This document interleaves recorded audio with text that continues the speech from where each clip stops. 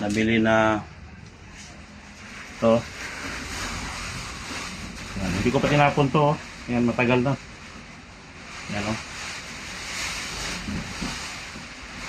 Flexible rubber coating.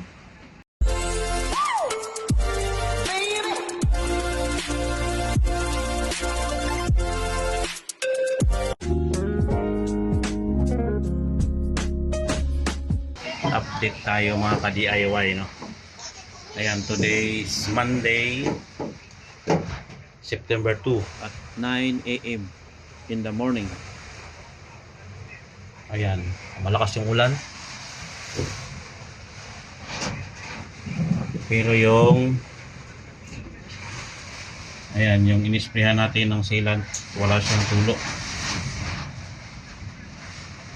Ayan, walang tulo. Dito, ayan, wala. Ayan, wala siyang tulo. Pati dito sa loob. Ayan, may nakatira na dito eh. Ayan, walang tulo dyan. Oh, wala siya. So maganda ang ano natin, no? Yung ating nabili na to. Ayan, hindi ko pa tinapon to. Ayan, matagal na. Ayan, oh. Flexible rubber coating. Okay siya mga ka-DIY, no? Update lang to doon sa nagtanong, ano. Ayan to sir, yan ang sagot sa tanong mo. Ayan, lakas ng hangin at ulan.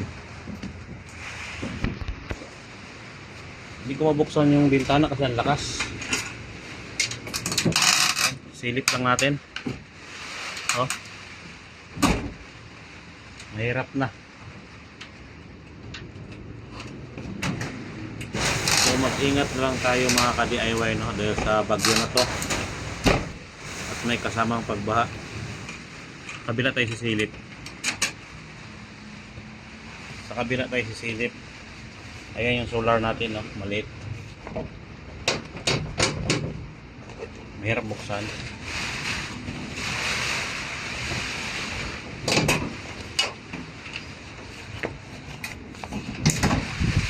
Ayan.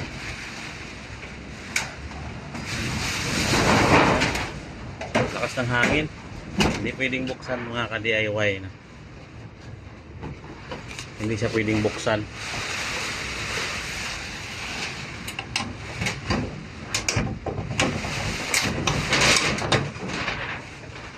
Lakas.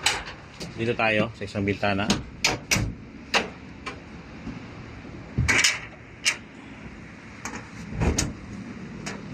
Ayan, no? Maulan siya, mahangin, may bagyo. Anong bagyo to? Bakit? Lakas. So sasara ko muna. Ayan.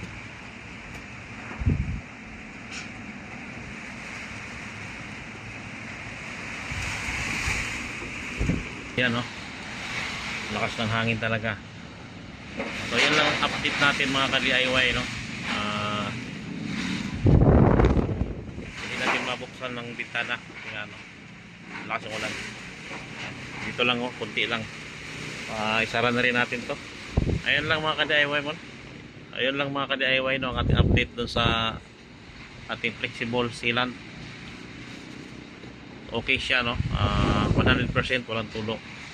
Basta natumbok nyo lang yung tamang butas. Okay, bye bye. Bye bye, ingat sa lahat.